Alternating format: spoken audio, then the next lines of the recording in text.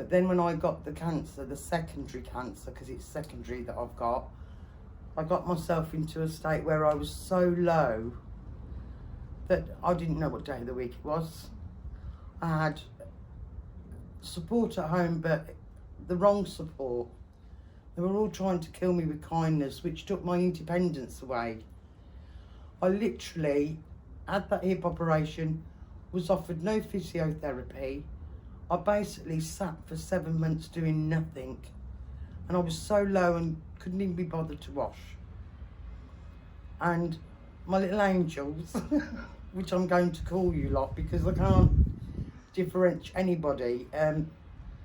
When I went in, I didn't even know I was meeting people because I wasn't on the same planet.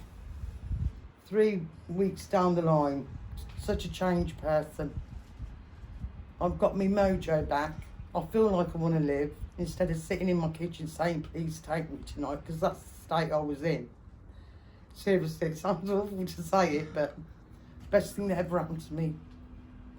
Seriously, the best thing that ever happened to me, and the girls and the support and the time they took for me was absolutely wonderful, out of this world. And that was from the WA, which I didn't even realise. They volunteered to make all the little cakes for people, and the cleaners took the time to just sit and say, are you okay? It was absolutely a wonderful experience, which sounds awful to say that, but it was a wonderful experience, and they did me the world of good, and they've given my life back. And that's all I can honestly say about it, and all the angels that are up there they're handpicked. I said they must have gone down the street and picked them up, delivered, and said I handpicked them all. They were wonderful. There's not one in there that I could say wasn't. Not one person. From the cleaner to the top oncologist, everybody, even the reception staff, they all took the time. And I needed that time. It put a lot in perspective for me with the way things can be, and I learned such a lot about how I've got choices, which I didn't know I had choices.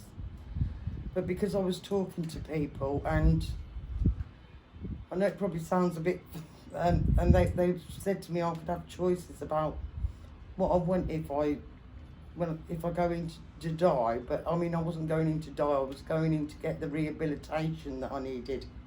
So it's not just about dying, it was about everything.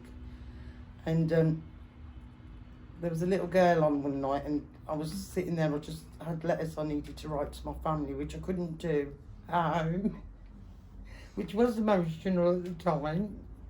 And they let me do that at 3 o'clock in the morning, and just come in and give me tea and let me get on with it. You know, it sounds awful, but they did do that for me, which was a real good experience, because it was things I couldn't do at home in front of my own family. But I also wanted to leave them a little keepsake for myself. I'm getting upset, and I don't know why, because I can't say it was a bad experience. It was wonderful. It was absolutely wonderful. And I wouldn't, if anybody ever said to me, well, I've got to go in, I'd say go, because the help that you get is so, and the kindness, and you don't realise how kind people are. And they are really kind. But they don't take away your independence. They don't take anything away from you. They let you have it. They let you do it in your own space. And I think, you know, which I thought was a real nice thing, that I could do it in my own space without, I wasn't pressured into anything I wanted to know about my body, my cancer, anything. They were all there to support me. The support I got was wonderful.